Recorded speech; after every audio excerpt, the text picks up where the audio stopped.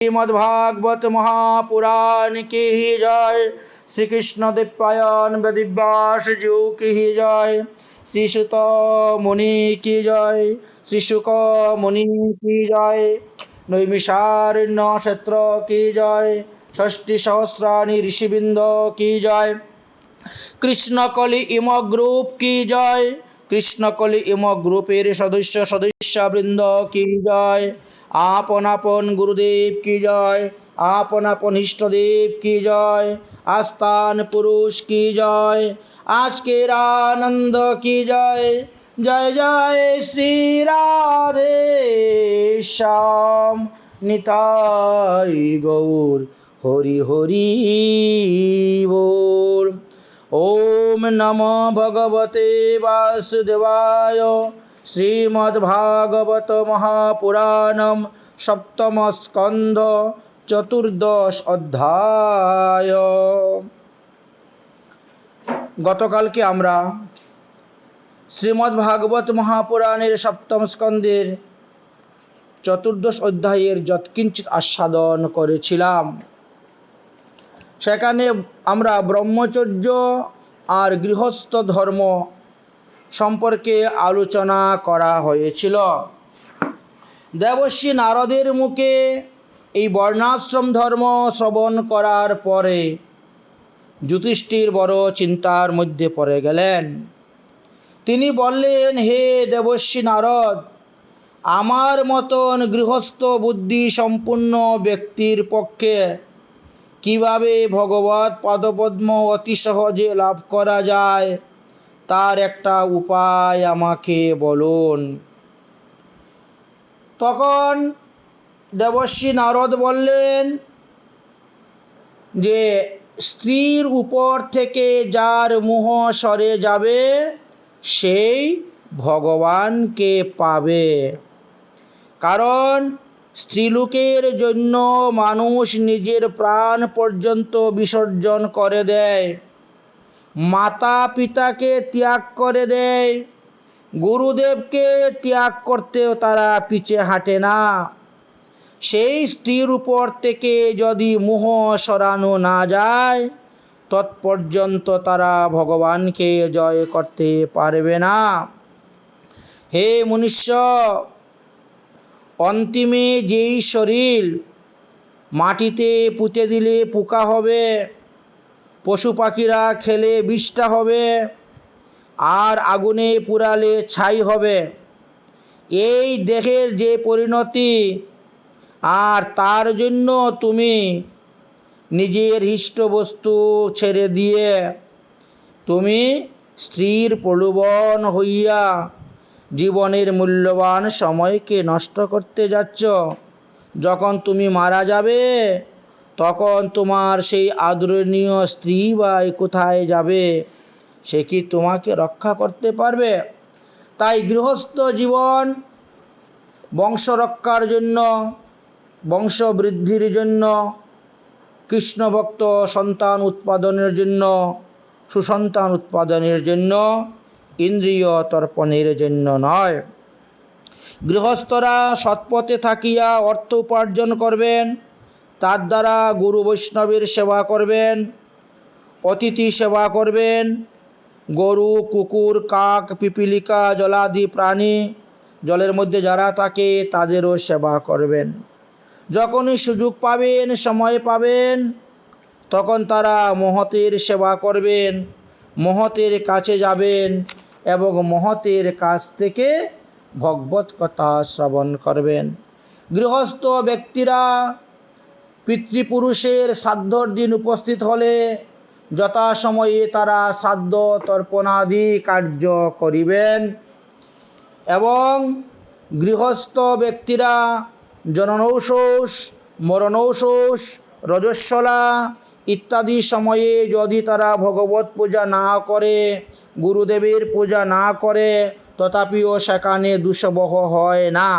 কারণ অসুস্থ অবস্থায় বিগ্রহ সেবা করতে নাই, গুরুদেবকে স্পর্শ করতে নাই, গুরু সেবা করতে নাই।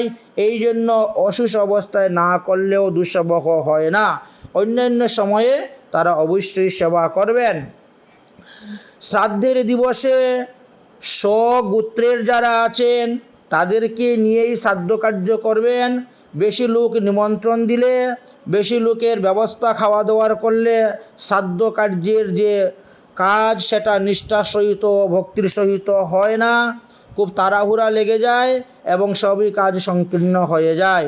গৃহস্থ ব্যক্তি তিনি উপযুক্ত পুত্রের উপরে সংসার ভার দিয়ে স্বপত্নী সহ 50 বৎসরের পর তিনি বানপ্রস্থ জীবনে চলে যাবেন এবং তিনি ভগবত ভজন করবেন।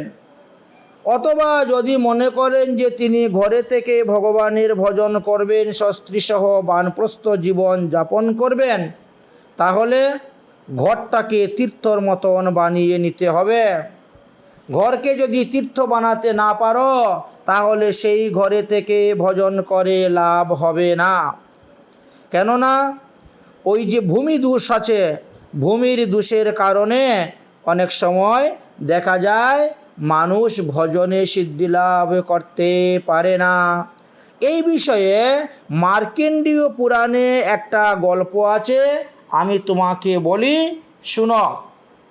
ভূমি, জল, বায়ু, এই যে বাতাবরণ, এই বাতাবরণ শুদ্ধ না হলে ভজনে মন লাগে না। ভক্তি লাভের জন্য চাই শুদ্ধ স্থান।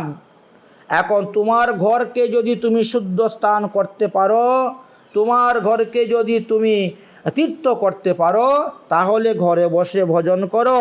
আর যদি না পারো তাহলে গৃহ ত্যাগ করে তুমি তীর্থতে গমন করো। আমি যখন এই দৃষ্টান্তটা বলবো তখন তুমি বুঝতে পারবে।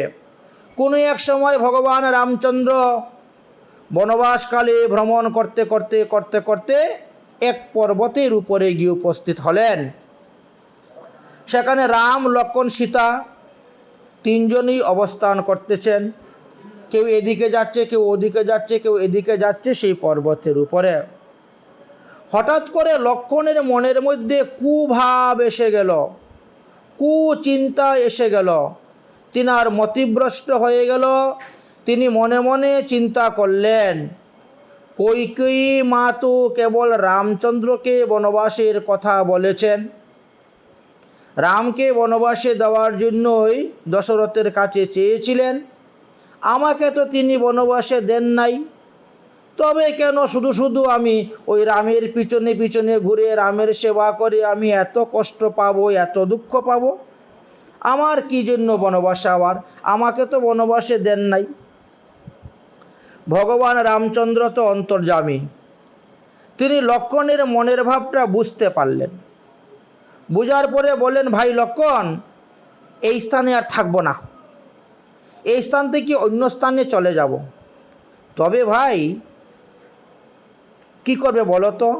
লক্ষ্মণ বলছেন এই স্থানটা দেখতে কত সুন্দর, সুতরাং এই স্থানে থাকলে ক্ষতি কি? রামচন্দ্র বললেন, এই স্থান যখন দেখতে এত সুন্দর, এই স্থানের মাটি যখন দেখতে এত সুন্দর, তো এইখান থেকে কিছু মাটি কাপড়ের মধ্যে বেঁধে নিয়ে চলো। লক্ষ্মণ তৎক্ষণাৎ কিছু মাটি কাপড়ের মধ্যে পুটলা বেঁধে নিয়ে চলতে শুরু করলেন। তো রামচন্দ্র আগে যাচ্ছেন, তারপরে সীতা দেবী, পিছনে লক্ষ্মণ যাচ্ছেন। যতক্ষণ পর্যন্ত ওই মাটির পুতলা লক্ষ্মণের হাতে ছিল ততক্ষণ পর্যন্ত ওই লক্ষ্মণের নানা প্রকার কুবুদ্ধি মাথার মধ্যে খেলতে শুরু করলো, কুচিন্তা আসতে শুরু করলো। একের পর এক চিন্তা আসতে শুরু করলো, কেন আমি এত কষ্ট করতেছি, কেন আমি খালি পায়ে ঘুরতেছি, কেন আমি না ঘুমিয়ে রাত্রি জাগরণ করতেছি, কেন বা অনাহারে থাকতেছি ইত্যাদি। আমার কি দরকার ছিল? আমার উপরে তো কোনো অভিশাপ নাই, আমার উপরে তো কিছু নেই, আমাকে তো কেউ বনবাসে দেয় নাই। এই দেখেন, তো এইভাবে চলছেন। কতক্ষণ চলার পর রামচন্দ্র বুঝতে পারছেন লক্ষ্মণের মনের ভাব। এইবার রামচন্দ্র বলেন, ভাই লক্ষ্মণ, তোমার কাঁধের থেকে ওই মাটির পুটলাটা এখানে রেখে আমাদের জন্য একটু জল নিয়ে আসো না, আমাদের খুব জল পিপাসা পেয়েছে।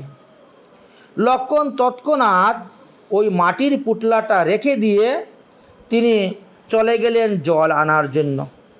যখনই গিয়ে সেই জলে আচমন করলেন, জল পান করলেন, তারপরে তিনি রামচন্দ্র আর সীতার জন্য জল নিয়ে আসলেন।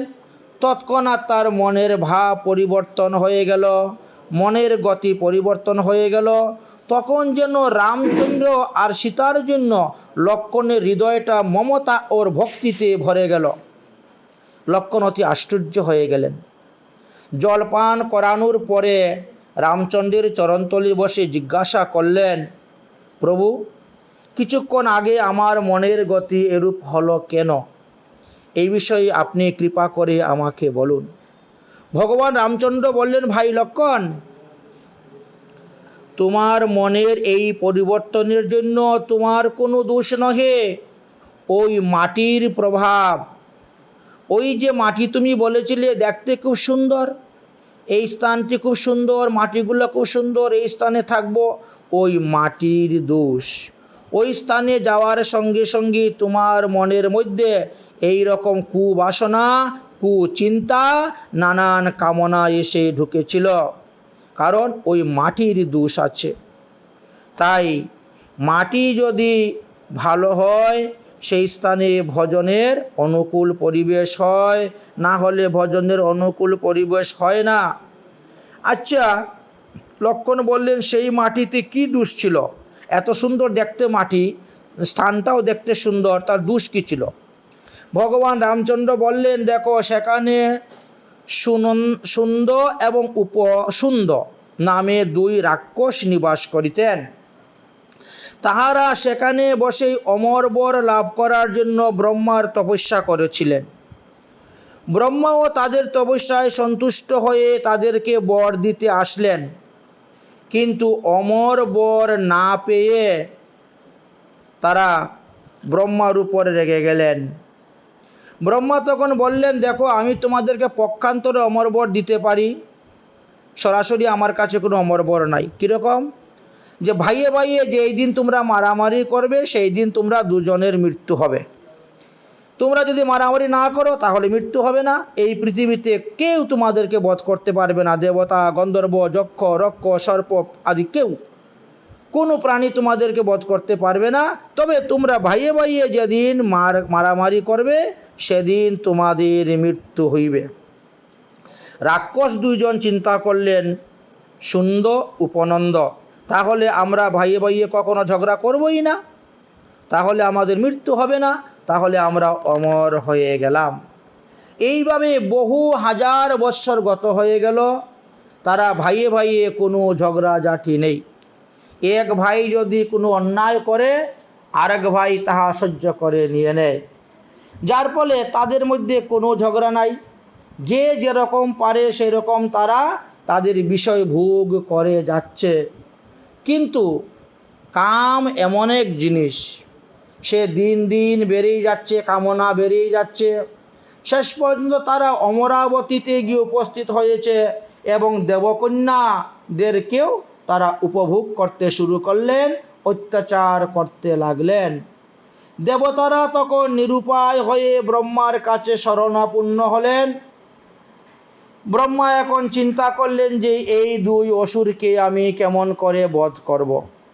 তাদেরকে বর দিয়েছিলাম ভালোর জন্য, কিন্তু তারা বর প্রাপ্তি হয়ে এটা সৎপথে ব্যবহার না করে অসৎ পথে ব্যবহার করতে শুরু করেছে। অতএব তাদেরকে নিধন করতে হবে। কিন্তু কেমন করে নিধন করব? এরা তো ভাইয়ে ভাইয়ে কোনোদিন মারামারি করে না, ঝগড়াঝাটি করে না, তাহলে তো এদের মৃত্যুও হবে না যে বর দিয়েছি। অতঃপর ব্রহ্মা অনেকক্ষণ চিন্তা করে পৃথিবীতে যত যত সুন্দর বস্তু আছে, সমস্ত ব্রহ্মাণ্ডে যত যত সুন্দর বস্তু আছে, 14 ভুবনে যত যত সুন্দর বস্তু আছে, সব থেকে তিল তিল তিল তিল করে সৌন্দর্য এনে তিলোত্তমা নামে এক নারীকে সৃষ্টি করলেন। সেই তিলোত্তমা নারীকে সৃষ্টি করে সুন্দর এবং উপসুন্দর যে স্থানে অবস্থান করতেছেন সেইখানে পাঠিয়ে দিলেন। এই তিলোত্তমাকে দর্শন করে এই দুই ভাই কামেতে অন্ধ হয়ে গেলেন। এ বলে আমি আগে দেখেছি, তাকে আমি আগে বিয়ে করব। ও বলছে আমি আগে এসে তার হাত ধরেছি, অতএব আমি তাকে আগে বিয়ে করব। এইভাবে দুজনের মধ্যে এই তিলোত্তমাকে নিয়ে ঝগড়া শুরু হয়ে গেল। এই এমনই ঝগড়া শুরু হলো। এখন ঝগড়া আর কিছুতেই থামতেছে না। এখন তিলোত্তমাকে বলছেন, আচ্ছা তুমি বলো তুমি কাকে বিবাহ করবে। তিলোত্তমা বলল, তোমরা দুজনের মধ্যে যে জয়লাভ করবে আমি তাকে বিবাহ করব। আমি বিজয়ী পুরুষকে বিবাহ করি। এই কথা শুনেই তারা তাদের পূর্ব বরের কথা ভুলেই গেল, আর এই তিলোত্তমার জন্য দুজনে যুদ্ধ করতে শুরু করলো। যুদ্ধ করতে করতে দুইজনেই মারা গেল। এই হলো সেই স্থানের মাটি। অতএব এই মাটির দোষের কারণে তোমার মনের মধ্যে দ্বেষ, তিরস্কার আদি অনেক কিছু উপস্থিত হয়েছিল। এই হলো মেইন কারণ। তাহলে মাটির দোষ। আমরা যদি গৃহ থাকি, যে গৃহে আমরা বাস করব সেখানে যদি জীব হত্যা হয়, প্রাণীহিংসা হয়, মৎস্য মাংস সেবন হয়, পাটাকষি বলি হয়, তাহলে এই স্থান তো শুদ্ধ স্থান নয়, এই স্থান তো পবিত্র স্থান নয়। এই অপবিত্র স্থানে তুমি বানপ্রস্থ জীবন কেমন করে যাপন করবে, সন্ন্যাস জীবন কেমন করে তুমি যাপন করবে। এই জন্য তোমাকে গৃহ ত্যাগ করেই চলে যেতে হবে। তাহলে মাটির অপূর্ব গুণের কথা বললেন। এই যে আমরা তিলক রচনা করি, দাদার সঙ্গে তিলক দেই, কেউ রাধাকুণ্ডের মাটি দিয়ে দেন, কেউ গোপীচন্দন দিয়ে দেন, কেউ অন্যান্য মাটি দিয়ে তিলক রচনা করে থাকেন। ওই মাটির এক একটা গুণ আছে। ওই মাটি যতক্ষণ আপনার অঙ্গে থাকবে ততক্ষণই তার ক্রিয়া সে করবে। সুতরাং এই দৃষ্টান্তের দ্বারা আমরা বুঝতে পারলাম যে বানপ্রস্থ জীবন যাপন করতে গেলে গৃহস্থ আশ্রমেও যাপন করতে পারবে, তবে তার গৃহস্থ আশ্রমটা সে তীর্থে পরিণত করতে হবে, যাতে এখানে কোনো প্রাণীহিংসা জীবহিংসা না হয়, কোনো জীবের রক্তর দ্বারা ধূলি কর্দমাক্ত না হয়, অপবিত্র না হয়। তাহলে যদি তিনি গৃহকে আশ্রম করতে না পারেন, তীর্থ করতে না পারেন, তাহলে তিনাকে তীর্থে চলে যেতে হবে। পুষ্কর আদি সরোবরের কথা বলা আছে, সিদ্ধ পুরুষ দ্বারা সে সেবিত হয়। কুরুক্ষেত্র, গয়া, প্রয়াগ, শালগ্রাম, শিলার ক্ষেত্র, পুলহ আশ্রম, নৈমিষারণ্য, ফল্গুন ক্ষেত্র, সেতুবন্ধ, প্রবাস, দ্বারকা, কাশী, মথুরা, বৃন্দাবন, পাম্পা সরোবর, বিন্দু সরোবর, বদরিকা আশ্রম, অলকনন্দা, রামচন্দ্রের জন্মভূমি অযোধ্যা, চিত্রকূট, মহেন্দ্রগিরি, মলয় পর্বত, কূট পর্বত ইত্যাদি ইত্যাদি স্থানের নাম বললেন। এই স্থানেতে সর্বদা ভগবান বিরাজ করেন, আর এই স্থানে ভজন করলে অতি তাড়াতাড়ি সিদ্ধি লাভ করা যায়। কারণ আপনি গৃহ বেশে ভজন করে যে পুণ্যফল লাভ করবেন, তীর্থে বসে ভজন করলে তার থেকে 10,000 গুণ বেশি ফল লাভ হইয়া থাকে। হে যুধিষ্ঠির মহারাজ, যদি আমরা অধিকার নির্ণয়ে পূজার কথা আলোচনা করি, তাহলে সমস্ত পুরুষের মধ্যে শ্রেষ্ঠ পুরুষোত্তম হলেন ভগবান শ্রীকৃষ্ণ। তিনার থেকে সৎপুরুষ আর কেহই নেই। তাই সবার আগ্রে ভগবান শ্রীকৃষ্ণের পূজা হওয়াই উচিত। শ্রীকৃষ্ণকে যজ্ঞ বলে নির্ণয় করেছেন শাস্ত্র, বেদ, পুরাণ, ইতিহাস আদি সকলেই এই শ্রীকৃষ্ণের পূজার কথা বলে গেছেন। অতএব তুমি কৃষ্ণ পূজা করো। মামাত্ম ভাই, এই বুদ্ধি তুমি ত্যাগ করো, তুমি কৃষ্ণ পূজা করো। এখন শ্রীকৃষ্ণের পূজা কিভাবে করবেন দেখেন। পূজার পদ্ধতি অনেক প্রকারে বলে গিয়েছেন, তবে কারো কাছে কেউ ভালো, কারো কাছে কেউ খারাপ। দৃষ্টা তেষাং মৃত নিরিণাম অভিজ্ঞানাতাম নৈপ্যহ। আমরা দেখতে পেয়েছি হে যুধিষ্ঠির মহারাজ, ত্রেতা যুগে যখন পণ্ডিতরা দেখলেন যে মনুষ্যকুলে কেউ কাউকে মানে না, পরস্পরের মধ্যে অপমান করে, একে অন্যকে অপমান করে, এ তাকে অপমান করে, এ তার উপাসনাকে অপমান করে, ও তার উপাসনাকে অপমান করে, কিন্তু উপাসনা অপমান করলে তো সিদ্ধি লাভ হয় না। তখন কি করা হলো, তখন মূর্তি, ভগবানের মূর্তি প্রতিষ্ঠা করলেন। ভগবানের মূর্তি প্রতিষ্ঠা করলেন, করে বললেন এইবার এই মূর্তিতে এই শ্রদ্ধা সহিত নানা প্রকার উপচারের দ্বারা তোমরা উপাসনা করো। সেই থেকেই মূর্তিতে ভগবানের উপাসনার পূজা চলে আসতেছে। আমরা শ্রীমদ্ ভাগবত মহাপুরাণের সপ্তম স্কন্ধের পঞ্চম অধ্যায়ের ৩৯ নম্বর শ্লোকেতে দেখতে পেলাম যে ত্রেতা যুগ হইতেই আমাদের বিগ্রহ সেবা পূজার প্রচলন হয়ে আসতেছে। তারপরে আমরা দেখব ভগবান শ্রীকৃষ্ণ যে ৮ প্রকার বিগ্রহ পূজার কথা বলেছেন, এটাও আমরা পাব। সুতরাং ভগবানের শ্রী বিগ্রহ পূজার পদ্ধতি ত্রেতা যুগ থেকেই চলে আসছে। যদিও সত্যযুগের মানুষ একমাত্র ধ্যান তপস্যা মানসিক সেবা করতেন, মানসিকভাবে ভগবানের পূজা করতেন। ত্রেতা যুগে যদিও যজ্ঞ ছিল, কিন্তু যজ্ঞের পরেও দেখা গেল যে ভগবানের শ্রীমূর্তি প্রতিষ্ঠা করেছিলেন। যেমন রামচন্দ্র সীতার স্বর্ণ সীতা মূর্তি তৈরি করে বসিয়ে তিনি যজ্ঞ কার্য করেছিলেন। তাহলে আমরা এখানে মূর্তি প্রতিষ্ঠার বিষয়ে বা মূর্তি পূজার মহিমার কথা জানতে পারলাম। আরও আমরা দশম স্কন্ধে গিয়ে জানতে পারব। সেখানে একাদশ স্কন্ধে ভগবান মূর্তি পূজার বিধানের কথা বলে গিয়েছেন ইত্যাদি আমরা জানতে পারবো, অন্যান্য পুরাণেও আছে। তাই বললেন যদি কোনো মানুষ মানুষকে হিংসা করে, যদি কোনো মানুষ প্রাণীকে হিংসা করে, তাহলে সে ভগবানের বিগ্রহের পূজা করা সত্ত্বেও সিদ্ধি লাভ করতে পারবে না। অর্থাৎ তুমি ভগবানের পূজা করবে আর ভগবানের জীবকে, ভগবানের প্রাণীকে, ভগবানের ভক্তকে তুমি নিন্দা করবে, দ্বেষ করবে, প্রহার করবে, হিংসা করবে, আবার ভগবানের মূর্তির পূজাও করবে, বলে তাহলে তুমি সিদ্ধি লাভ করতে পারবে না। এটা হলো 14 অধ্যায়, ভুল হয়েছে, সপ্তম স্কন্ধ 14 অধ্যায়ের 39 নম্বর শ্লোকেতে আমরা দেখতে পেলাম যে ত্রেতাযুগ হইতেই ভগবানের শ্রী বিগ্রহের পূজার কথা প্রচলন হয়ে আসছে। এবার আমরা পঞ্চদশ অধ্যায়ে প্রবেশ করব। পঞ্চদশ অধ্যায়ে বললেন যে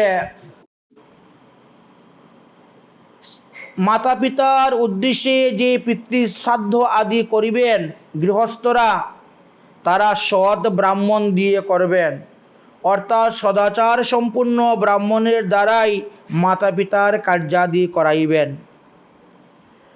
যে সমস্ত ব্রাহ্মণরা বিষ্ণু মন্ত্রে দীক্ষিত নয়, যাহারা সদাচার পালন করেন না, তাদের কথা শাস্ত্রে নিষেধ করে গিয়েছেন।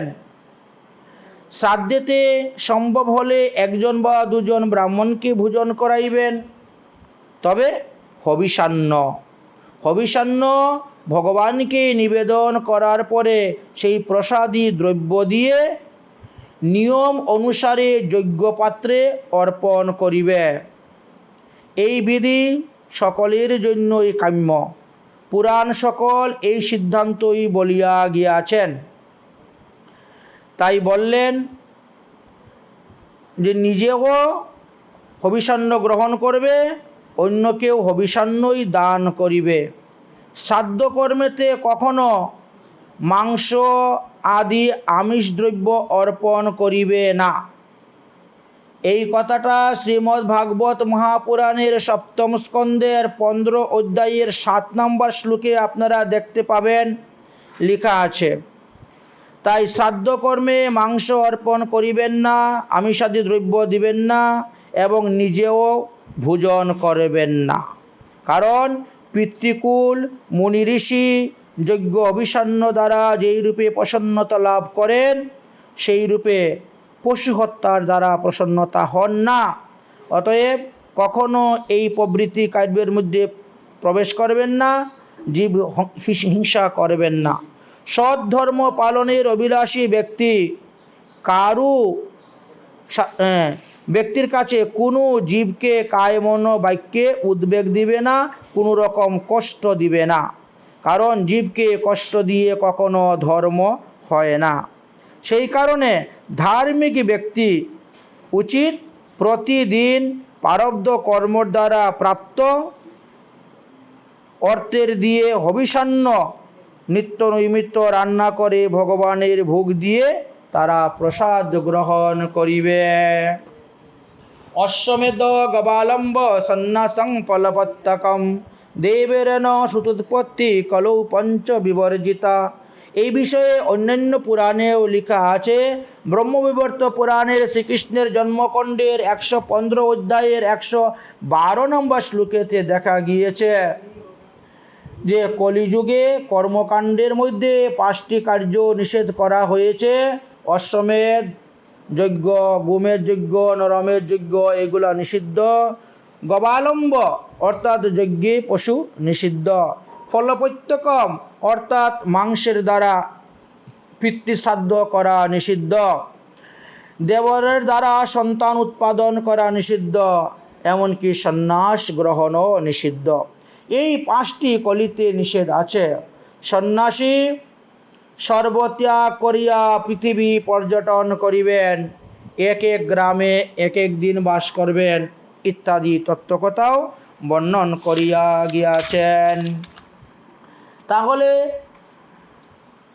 আমাদেরকে বললেন যে যারা সন্ন্যাসী হইবেন তারা এক স্থানে বেশি দিন থাকবেন না। তারপরে বললেন সন্তুষ্ট কেন বা রাজন ন বৃত্তিং বারিনা উপস্তয়া জিহ্ব কার্পণ্য গৃহ পালনায়াম তেষা।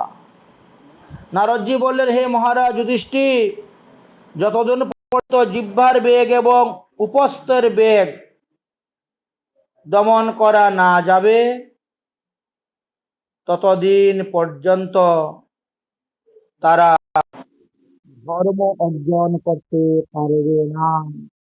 কামুক ব্যক্তিগণ কুকুরের ন্যায় ইতস্তত ছুটে বেড়িয়ে থাকেন, তারা ধর্ম লাভ করতে পারেন না। তাই শাস্ত্র অনুসারে কিভাবে তিনি ধর্ম লাভ করতে পারবেন তদ বিষয়ে আলোচনা করেছেন। আমরা যাকে ধর্ম বলে মনে করি বাস্তবে এটা কতটুকু ধর্ম না অধর্ম সেটা আমরা বিচার করি না।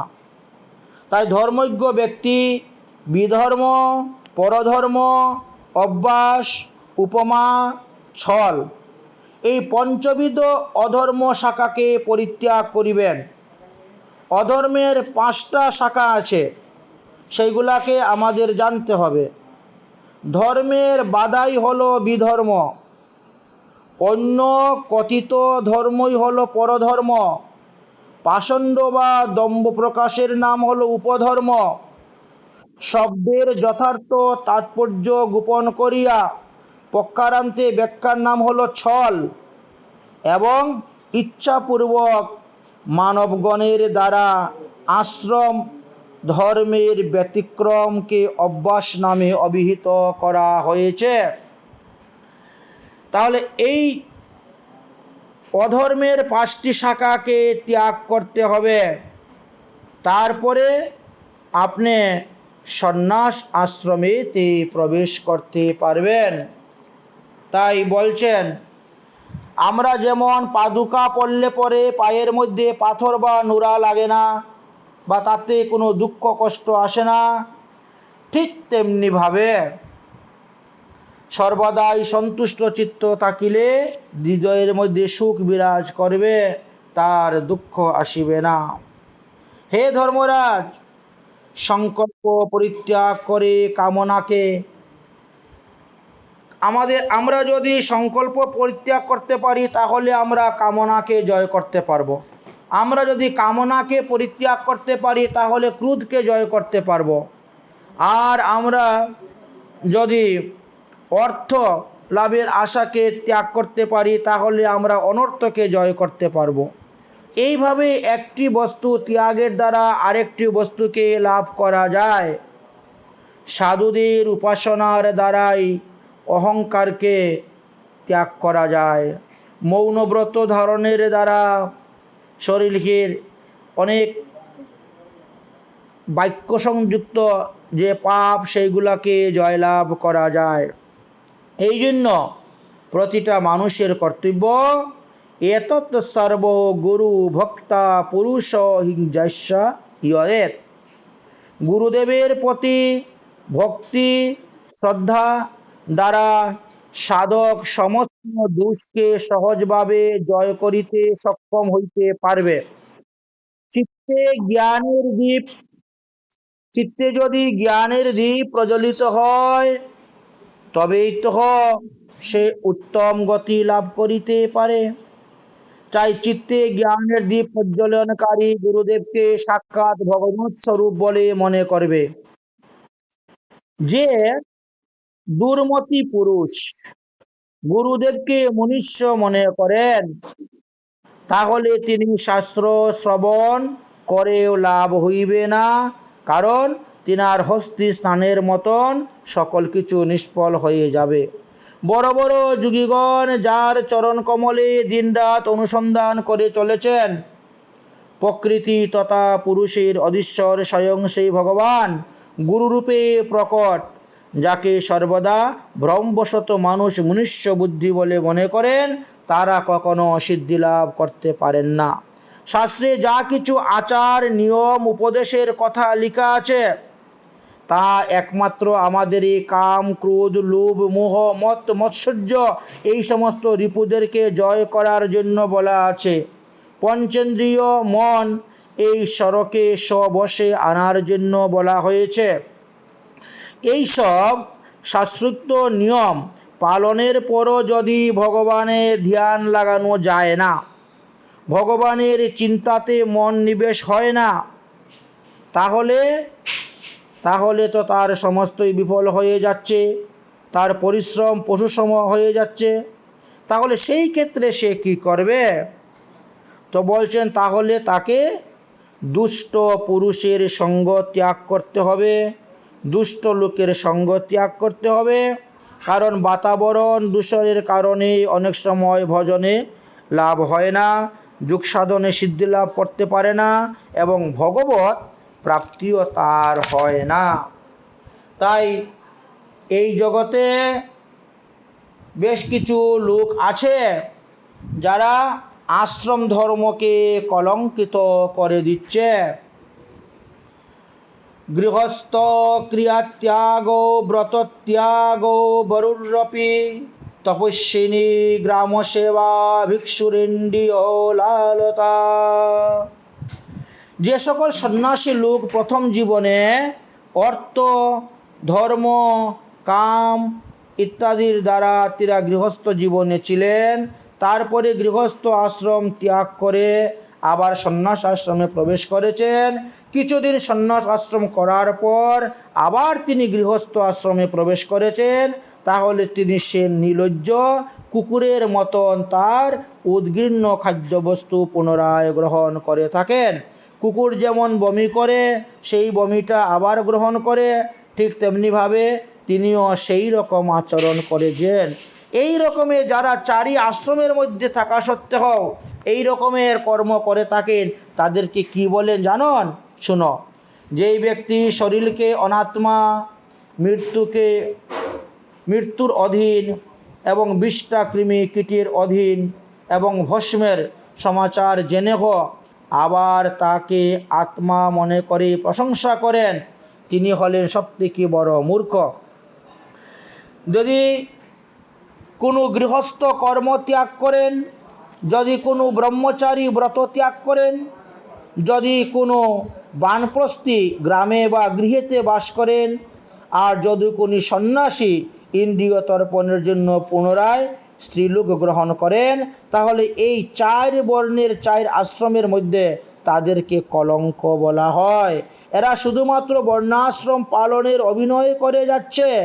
ভগবানের মায়ার দ্বারা মোহিত হয়ে সেই মূর্খ সকল করুণার সহায়কের উদ্দেশ্যের কারণ শ্রেষ্ঠ করেও তারা ভগবান পদপদ্ম লাভ করতে পারে না। তাই উপনিষদ আমাদেরকে বলছেন যে এই শরীরটা হলো রথ, ইন্দ্রিয় সকল হলো ঘোড়া, ইন্দ্রিয়ের প্রভু মন হলেন লাগাম, শব্দাদি বিষয় হলো পথ, আর বুদ্ধি হলো সারথি। এবং ভগবানের নির্মল ধীর চিন্তাটা হলো রজুবন্ধন। দশ প্রাণ হলো অক্ষয় দণ্ড। ধর্ম এবং অধর্ম হলেন রথের চাকা এবং ত্রস্রকের অভিমানিত জীবকে রথী বলে। ওমকার সেই রথের ধনুষ, শুদ্ধ জীবাত্মা হলেন বাণ এবং পরমাত্মা হল লক্ষ্য।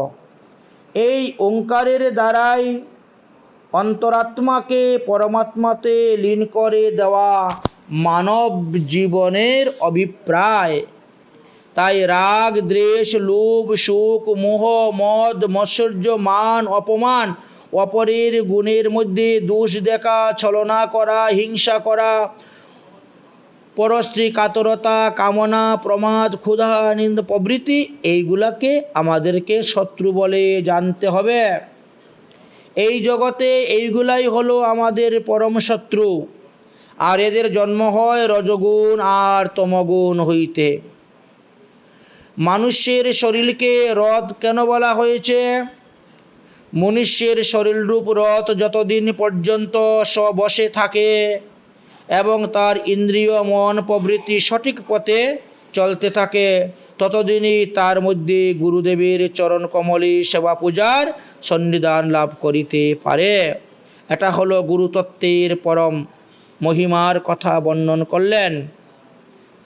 তাই গুরু দেবের সেবা পূজার শান দেওয়ার জ্ঞানরূপী তীক্ষ্ণ তরবারি দিয়ে ভগবানের আশ্রয়কে থেকে সেই রকমের শত্রুদেরকে বিনাশ করতে তিনি পারেন। নইলে মুহূর্তেই ভুলে ইন্দ্রিয়রূপ দুষ্ট ঘোড়ার দ্বারা তিনি মিত্রতা রক্ষাকারী বৃদ্ধরূপ সারথী বৃদ্ধ স্বামী জীবকে উল্টো পথে নিয়ে যাবে, আর বিষয়রূপী ডাকাইতেরা তার সব কিছু লুটে পুটে খেয়ে যাবে। সেই দস্যু সারথী এবং ঘোড়াসহ ওই জীবকে অত্যন্ত ভয়ঙ্কর নরকেতে গিয়ে বাস করতে হবে। অতএব জীবের কর্তব্য হল ইষ্টদেবের পূজা করা, ইষ্টদেবকে সন্তুষ্ট করা। বৈদিক কর্ম দুই প্রকারের আছে, একটা হলো প্রবৃত্তি মার্গের, একটা হলো নিবৃত্তি মার্গের। তাই প্রবৃত্তি মার্গ হইতে নিবৃত্তি মার্গ শ্রেষ্ঠ। প্রবৃত্তি মার্গ ত্যাগ করে নিবৃত্তি মার্গে চিত্তকে বৃত্তি করার কথা শাস্ত্রে বর্ণন করে গেছেন। প্রবৃত্তি পরায়ণ ব্যক্তি কর্মমার্গকে অনুসরণ করার ফলে বারবার তারা জন্ম মৃত্যুর চক্রেতে ভোগ করে, আর নিবৃত্তি মার্গের পরায়ণ ব্যক্তি ভক্তি মার্গ আশ্রয় করে জ্ঞানের দ্বারা পরমাত্মাকে লাভ করে, তাকে আর পুনরায় মাতৃগর্ভে এসে জন্মগ্রহণ করিতে হয় না। প্রবৃত্তি মার্গে পশু হিংসার কথা লেখা আছে, নিবৃত্তি মার্গে পশু হিংসার কথা লেখা নেই। ভগবানের ভজনের কথা, শুদ্ধ ভক্তির কথা লেখা আছে। তাই বললেন সুনযোগ্য হিংসামূলক কর্ম, অগ্নিহোত্র, দশ, পূর্ণমাস, চাতুর্মাস্য, পশুযজ্ঞ, সোমযজ্ঞ, বৈশ্যদেব বলি প্রভৃতি কর্মকে হিষ্ট বলা হয়, কিন্তু এটা প্রকৃত হিষ্ট নয়। এর দ্বারা মানুষ ভগবৎ পাদপদ্ম লাভ করতে পারে না। তাই প্রবৃত্তি পরায়ণ ব্যক্তি যারা প্রবৃত্ত মার্গে গমন করেছেন, জীবজন্তুকে হিংসা করেছেন, দেবদেবীকে পূজা করেছেন স্বর্গ পাওয়ার জন্য, তাদের অবস্থা কি হবে?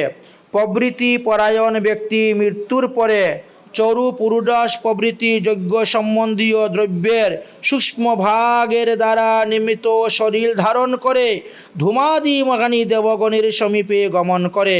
তারপর ক্রমশ রাত্রি কৃষ্ণপক্ষ বা দক্ষিণাত্য অধিষ্ঠান দেবতাদের সমীপে গিয়ে চন্দ্রালোকাদি বিভিন্ন জন্ম অনুসারে কর্ম অনুসারে বিভিন্ন স্থানে গমন করেন।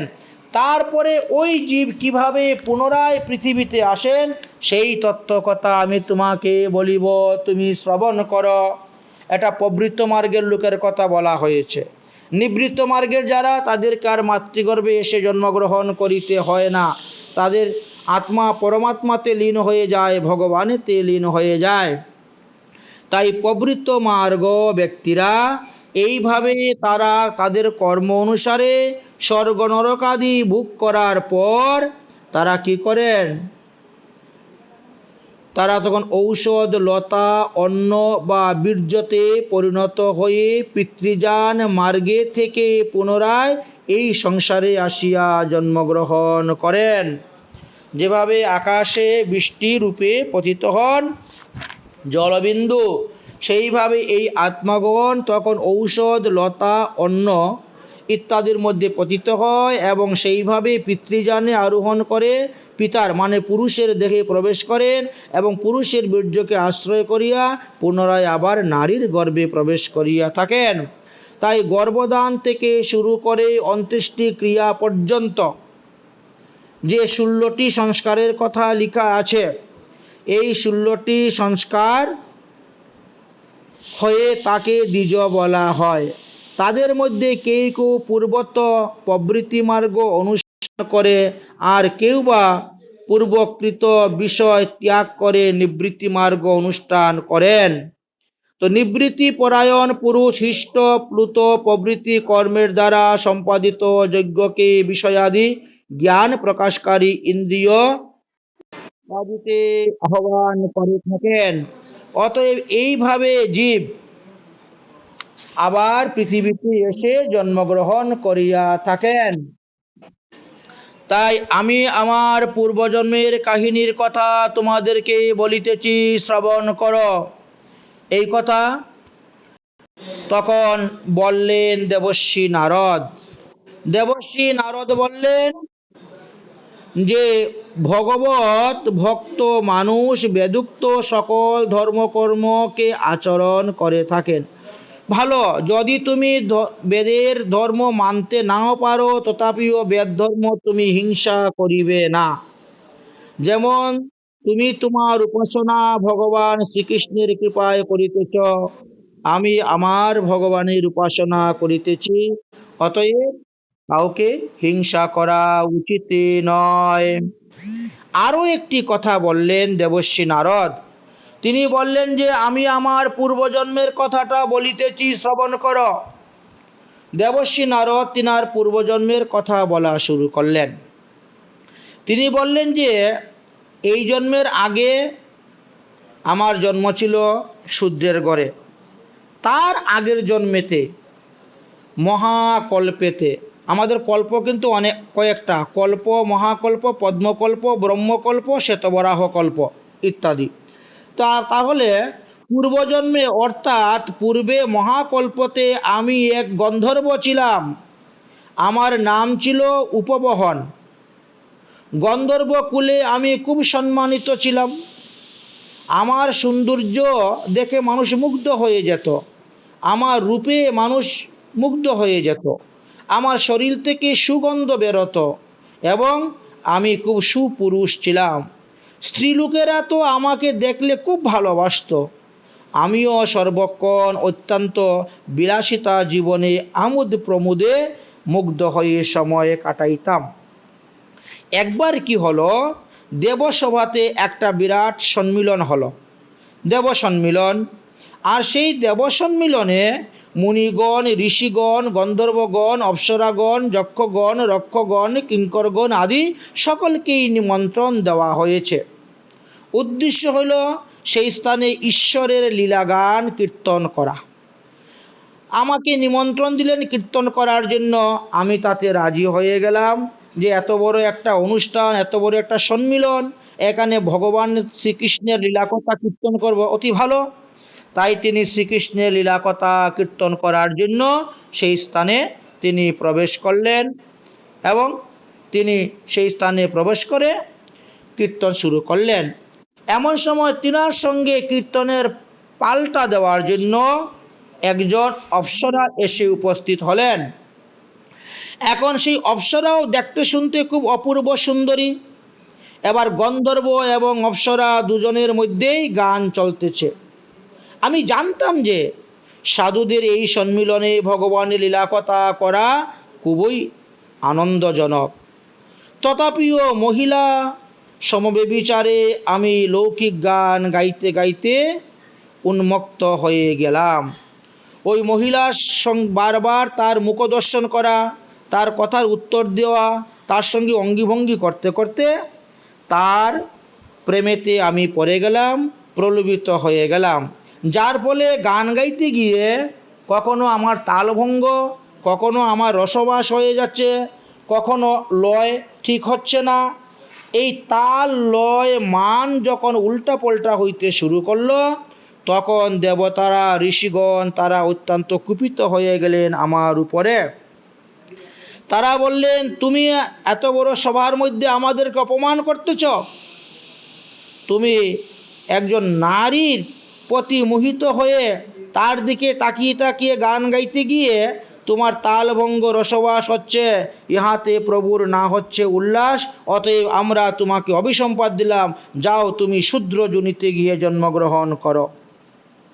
দেবর্ষি নারদ বললেন, হে যুধিষ্ঠির মহারাজ, তাদের অভিশাপেতে আমি দাসীপুত্র রূপে আসিয়া জন্মগ্রহণ করলাম। সেই শূদ্র জীবনে আমি অনেক কষ্ট করেছি, আমার নাম ছিল দুঃখী। আমি মাতৃগর্ভে থাকা সত্ত্বেই আমার পিতা মারা গিয়েছিলেন। আমার মা পরের বাড়িতে কাজ করে আমাকে বড় করছিলেন। আমার বয়স যখন 5 বছর, তখন আমাদের গ্রামেতে কয়েকজন বৈষ্ণব এসেছিলেন, সাধুরা এসেছিলেন তীর্থ ভ্রমণ করতে করতে, এবং তারা চাতুর্মাস্য ব্রত করবেন বলে আমাদের গ্রামেতে তারা 4 মাস ছিলেন। তখন আমি সাধুদের সঙ্গে বসে হরিকথা শ্রবণ করেছিলাম, সাধুদের হাত পা টিপে দিতাম, তাদের কাপড় চোপড় ধুয়ে দিতাম, তাদের ঠাকুর সেবার জন্য ফুল তুলসী নিয়ে আসতাম। এই জন্য সাধুরা আমাকে খুব আদর করেছিলেন। আর এই সাধুদের কৃপাতে পরে আমি সাধুদের নিকট থেকে দীক্ষা গ্রহণ করে ভজন করে এইবার দেখো আমি ব্রহ্মার পুত্র নারদ হতে পেরেছি। অতএব হে যুধিষ্ঠির মহারাজ, সাধু সঙ্গের অপূর্ব মহিমা। তাই গৃহস্থ আশ্রমে থাকো, ব্রহ্মচর্য থাকো, বানপ্রস্থ থাকো, আর সন্ন্যাস থাকো, যে কোনো আশ্রমে থাকো না কেন, সৎ সাধু সঙ্গে কখনো অবহেলা করিবেন না।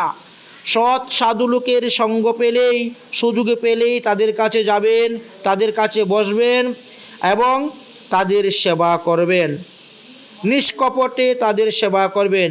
সাধু সেবার দ্বারা ভগবান যেভাবে প্রসন্ন হন, গৃহস্থ আশ্রম বা 4 আশ্রমের স্বধর্ম পালন করলেও ভগবান ততটা প্রসন্ন হন না। এই জিনিসটি আমি শিক্ষা লাভ করতে পেরেছি। সুখদেবজি বললেন, হে মহারাজ পরীক্ষিত, দেবর্ষি নারদ এইভাবে গৃহস্থ, ব্রহ্মচর্য, বানপ্রস্থ, সন্ন্যাস, ব্রাহ্মণ, ক্ষত্রিয়, বৈশ্য, শূদ্র 4 বর্ণ 4 আশ্রমের ধর্মের কথা বর্ণন করলেন। করার পরে ভগবান শ্রীকৃষ্ণকে পূজা করলেন। ভগবান শ্রীকৃষ্ণকে পূজা করার পরে রাজস্বীয় যজ্ঞ হলো, এবং রাজস্বীয় যজ্ঞ থেকে বিদায় নিয়ে দেবর্ষি নারদ অন্যত্র চলে গেলেন। এইভাবে আমরা সপ্তম স্কন্দ বিশ্রাম দিলাম। সপ্তম স্কন্দ সমাপ্ত করে আমরা এখন অষ্টম স্কন্দেতে প্রবেশ করিব। তাহলে এই পর্যন্ত আমাদের 7টি স্কন্দ আলোচনা করা হয়ে গেছে। তাই প্রথম স্কন্দেতে আমরা কি বিষয় আলোচনা করেছিলাম? প্রথম স্কন্ধতে আমরা অধিকারের বিষয় নিয়ে আলোচনা করেছি।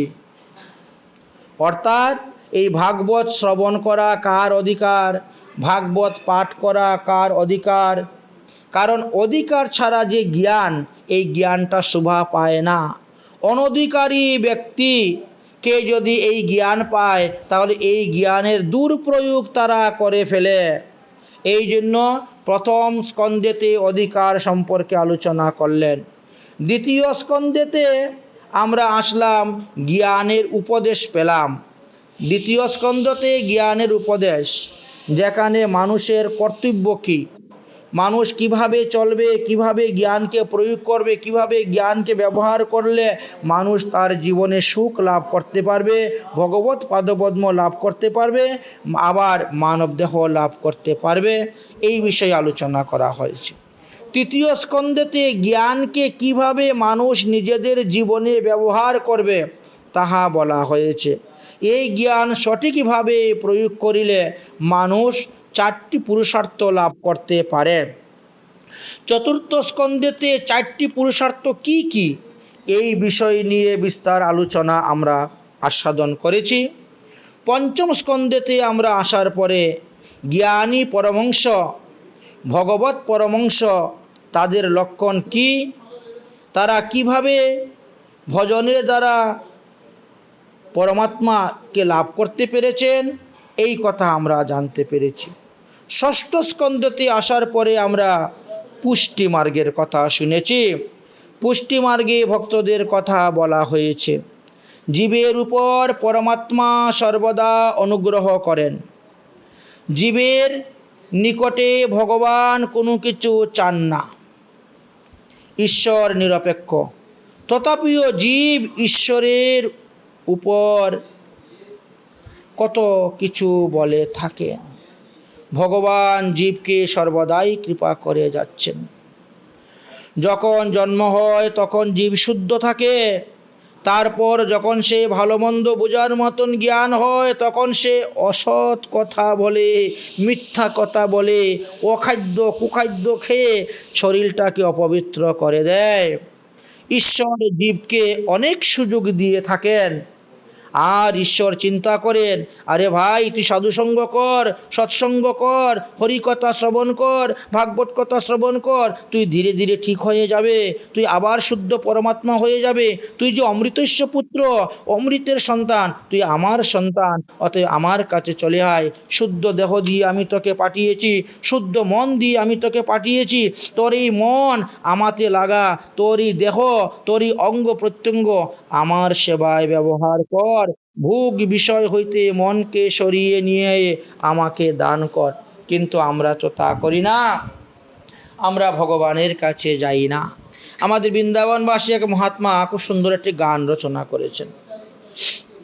মেলি চাদর উড়কে कैसे द्वार तुम्हारी आऊं, मेली चादर उड़के कैसे द्वार तुम्हारी आऊं, हे पावन परमेश्वर मेरे मन की मन शरमाऊं, मेली चादर उड़के कैसे द्वार तुम्हारी आऊं। ভগবান আমাদেরকে সুন্দর শরীর দিয়ে পাঠিয়েছিলেন, আর আমরা একে অপবিত্র করে দিয়েছি। অপবিত্র বস্ত্র পরে ভগবানের কাছে যাওয়া যায় না, ভগবানের সেবা পূজা করা যায় না। তাই অপবিত্র দেহটাকে পবিত্র করার জন্য গুরুদেব আসেন, আর তিনি দীক্ষা দিয়ে আমাদের শ্মশানরূপী দেহটাকে ফুলের বাগান বানিয়ে দেন। तुमने मुझको जग में भेजा, निर्मल देकर काया, आकर के संसार में मैंने इसी को दाग लगाया, जन्म जन्म की मैली चादर कैसे दाग चुराऊं, मैली चादर उड़के कैसे द्वार तुम्हारी आऊं। ভগবান আমাদেরকে নির্মল দেহ দিয়ে পাঠিয়েছিলেন। সাত্বিক আহার, মাতৃস্তন দুগ্ধ পান করতাম, সাত্বিক আহার। কিন্তু যখনই বড় হলাম তখনই আমিষাদি গ্রহণ করে পবিত্র দেহকে অপবিত্র করে দেই। তাই এটা জনম জনমের আমাদের কর্মের ফল, প্রারব্ধ কর্ম। এর থেকে মুক্তি লাভ করতে গেলে সাধুসঙ্গ, মহৎ কৃপা ছাড়া আর উপায় নেই। निर्मल बानी पाकर मुझसे नाम ना तेरा गाया, नयन मोदी के हे परमेश्वर कबू ना तुझको ध्याया, मन बिना की तार सारी टूटी अब किया गीत सुनाऊं, मैली चादर उड़के कैसे द्वार तुम्हारी आऊं। ভগবান আমাদের কত নির্মল কথা বলতে সুযোগ দিয়েছেন। পশু পাখি কীট পতঙ্গরা তো আমাদের মতন বলতে পারে না, আমরা মনের ভাব প্রকাশ করিয়া বলতে পারি। কিন্তু এত সুন্দর নির্মল বাণী পাওয়া সত্ত্বেও আমরা ভগবানের নাম গুণগান করি না। এত সুন্দর নয়ন থাকা সত্ত্বেও আমরা ভগবানকে দর্শন করি না, এত সুন্দর চরণ দেওয়া সত্ত্বেও আমরা ভগবানের লীলাস্থান দর্শন করতে যাই না। কাঠের মতন, বৃক্ষের মতন, জড়ের মতন দাঁড়িয়ে থাকি। এত সুন্দর মাথা দিয়েছেন, তথাপিও ভগবানের চরণে নত হয়ে প্রণাম করি না। তাহলে আমাদের কি অবস্থা? इन पैरों से चल कर तेरी मंदिर कब ना गया, जहाँ हो पूजा तेरी कब ना शीश झुकाया, हे हरि हरि में हरि के आया, अब क्या हाल सुनाऊं, मेरी चादर उड़ के कैसे द्वार तुम्हारी आओ। এত সুন্দর চরণ দিয়েছেন, কিন্তু একটু মন্দিরে যাই না, মাথাটা নত করে ভগবানকে প্রণাম করি না। এইভাবে আমরা পবিত্র দেহকে অপবিত্র করে 12 মাস আমরা অসুস লেপে আছি শরীরের মধ্যে। তাহলে আমরা কেমন করে ভগবত সেবা করব? আমরা বিভিন্ন স্থান থেকে পুরোহিত নিয়ে আসি, গোসাই নিয়ে আসি, সাধুগুরু বৈষ্ণবদেরকে নিয়ে এসে আমাদের বাড়িতে অনুষ্ঠান করাই, পূজা করাই, কিন্তু এইগুলা আমরা নিজেরাও করতে পারি। আমরা যদি তাদের মতন পবিত্রতা লাভ করতে পারি, তাহলে আমরাও নিজেরা করতে পারি। এইটাই আমরা ষষ্ঠ স্কন্ধে এই জ্ঞান শিক্ষা দিয়েছেন। আর সপ্তম স্কন্ধে আসার পরে আমরা জানলাম যে জীব তার কামনা বাসনার কারণে বারবার এসে সে মাতৃগর্ভে জন্মগ্রহণ করিয়া থাকে। এই সপ্তম স্কন্ধেতে আরো আলোচনা করেছেন, প্রহ্লাদের চরিত্র কথাও আলোচনা হয়েছে। প্রহ্লাদ কোনো এক সময় তীর্থ ভ্রমণ করতে করতে তিনি হঠাৎ এক অবধূতের সঙ্গে দেখা হলো। তো তিনি যখন অবধূতের সঙ্গে দেখা করলেন, তখন অবধূতকে জিজ্ঞাসা করলেন, অবধূতকে যখন জিজ্ঞাসা করলেন, অবধূত কে বললেন যে আচ্ছা, আপনার তো কোনো ধন নেই, সম্পত্তি নেই, টাকা নেই, পয়সা নেই, তথাপিও আপনি এত সুন্দর সুখী জীবন কেমন করে বাস করিতেছেন? ইহার কারণ কি, আপনি কৃপা করে বলুন। অবধূত তখন বললেন যে আমি আমার জীবনে 2 জনকে গুরুরূপে বরণ করেছি। একজন হলেন মধুমক্ষী মানে মৌমাছি, আর আরেকজন হলেন অজগর। কেন? মৌমাছি থেকে আপনি কি শিক্ষা পেয়েছেন?